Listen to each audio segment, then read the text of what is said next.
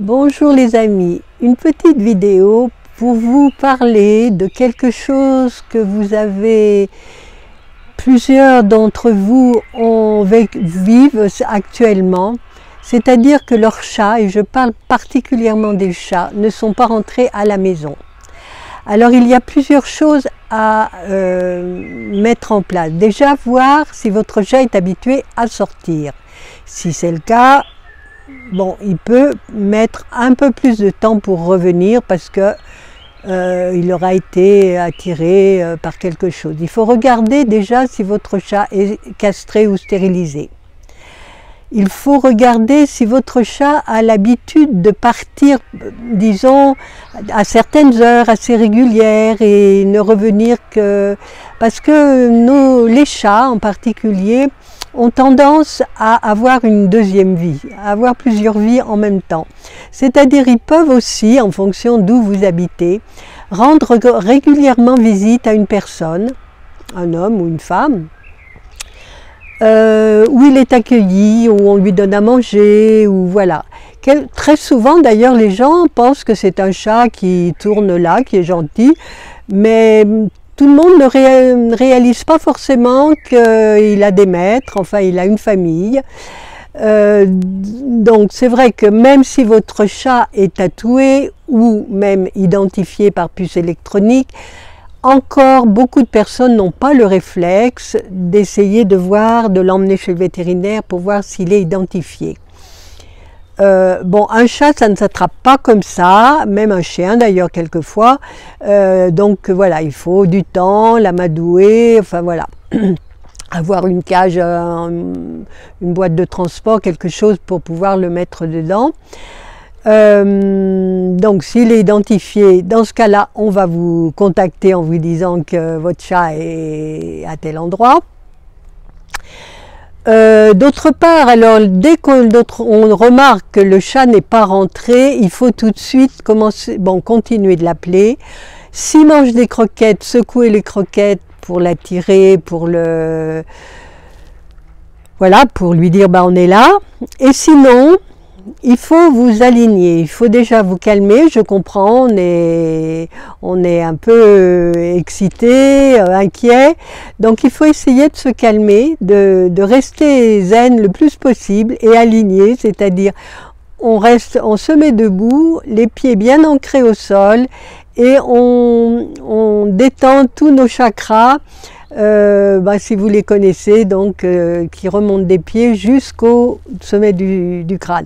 Disons que vous faites mentalement une forme de... vous vous détendez, vous nettoyez vous envoyez de la lumière dans votre corps, voilà, déjà ça.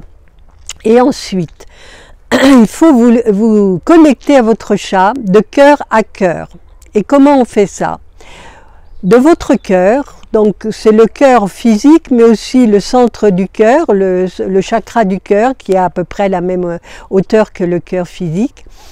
Vous vous connectez à votre cœur et vous envoyez une lumière blanche, brillante, qui part de votre cœur et qui va au cœur de votre chat. Déjà pour lui indiquer, déjà que vous le cherchez, et pour lui indiquer la maison, parce que quelquefois ils sont distraits par des odeurs, ils peuvent être un peu pourchassés par ou des chiens ou des chats, d'autres chats, et du coup ils perdent aussi dans la course, voilà, ils perdent leur repère. Donc c'est bien de s'aligner et de leur envoyer notre lumière, de se connecter de cœur à cœur. Et comme ça lui montre, c'est un petit peu comme si vous mettiez un phare sur la maison pour lui dire « Coucou, on est là, reviens à la maison ». Donc ça, c'est important de maintenir ce contact continuellement et éventuellement, ensuite, si vraiment les jours un chat se débrouille mieux qu'un chien. Donc un chat, il va tuer des souris, des oiseaux. Éventuellement, suivant la saison, il va trouver à boire, des flaques d'eau. Et puis bon, si les gens, voilà, peut-être que dans certains cas, il est même nourri puisque justement il est accueilli dans une famille qui pense, voilà, que c'est un chat qui vit comme ça à l'extérieur, voilà.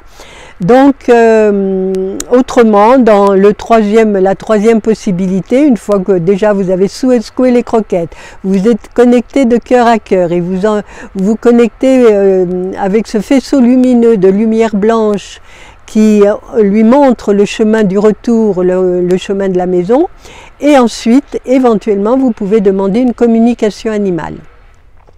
Tous les communicants ne le font pas parce que justement c'est très compliqué. Personnellement, j'accepte encore de le faire, mais c'est vrai qu'on ne gagne pas à tous les coups parce que, bon, déjà avec la communication, on peut savoir si l'animal est vivant ou s'il a eu un accident, donc malheureusement décédé. Donc déjà ça.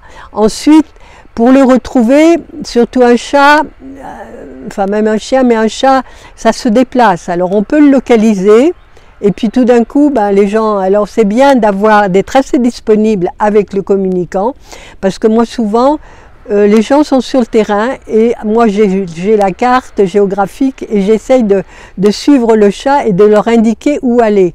Mais c'est vrai que si on est bon au travail, on peut faire ça qu'en fin de journée, enfin il y a tout un contexte qui fait qu'on n'est pas forcément disponible toute la journée. Et donc, entre-temps, le chat s'est déplacé. Donc c'est assez compliqué, Si, bon, maintenant, il y a aussi une quatrième possibilité, c'est de leur mettre ces colliers émetteurs où ils ont une caméra et on connaît, quelquefois, même si on ne lui met pas très longtemps, mais de le mettre pendant une période pour connaître ce circuit. Donc déjà, ça va vous aider parce que, en fait, vous serez même stupéfait de voir les circuits que font votre chat dans la journée, dans la nuit, enfin voilà. Donc ça, c'est aussi une solution. Donc voilà, vous avez plusieurs solutions. Et le chat se débrouille mieux que le chien, mais c'est vrai que si vous demandez une communication, il faut le faire très rapidement. Dès que les semaines passent, ça devient plus compliqué. L'animal, le chat ou la chatte aura eu plus de possibilités d'avoir eu un accident ou de s'être trop éloigné ou s'il y a eu des orages, ça arrive aussi. Que l'animal monte dans un véhicule, camion ou camionnette ou peu importe. Du coup, la personne qui prend son véhicule et puis elle va loin. Et quand elle ouvre, boum, elle voit un chat qui lui passe entre les jambes, quoi. Donc, ça devient là compliqué, vraiment compliqué. Et quelquefois, ils font vraiment beaucoup de kilomètres. Et on se dit comment ils ont fait. Ben, ils ont fait ils se sont. Et ça, quand c'est une période d'orage, ça arrive assez souvent. Pas toujours, mais assez souvent. Voilà, c'était un petit peu pour vous donner différentes pistes et garder l'espoir, mais la communication peut toujours être utile. En tout cas, voilà, si vous avez le souhait, n'hésitez pas à me demander. Et voilà, et je vous souhaite bonne chance, mais souvent, ils reviennent à la maison. Tôt ou tard, ils reviennent à la maison, sauf exception quand il y a eu un accident ou quand ils ont été aussi pris par des personnes qui pensaient bien faire et qui n'ont pas eu l'idée. Parce que ça m'est aussi arrivé d'aller chez le véto pour voir s'il était identifié. Et donc, le chat se plaît avec la personne, tout se passe bien. Et puis un jour, il y a un petit souci de santé, on l'emmène chez le véto. Et j'ai eu comme ça une personne qui a été très surprise de savoir que cette chatte appartenait, voilà, habitait, il y avait des humains. Donc le véto a appelé la famille qui est venue prendre le chat, mais la dame a été très déçue parce qu'elle était, voilà, elle aimait beaucoup ce chat, leur entente se passait bien. Et ça arrive. C'est à considérer. Voilà, en tout cas, ne perdez pas espoir. En général, ça, voilà, on a toujours des possibilités pour se mettre en contact avec son animal et son chat qui s'est éloigné de la maison. Je vous souhaite bonne continuation. À bientôt.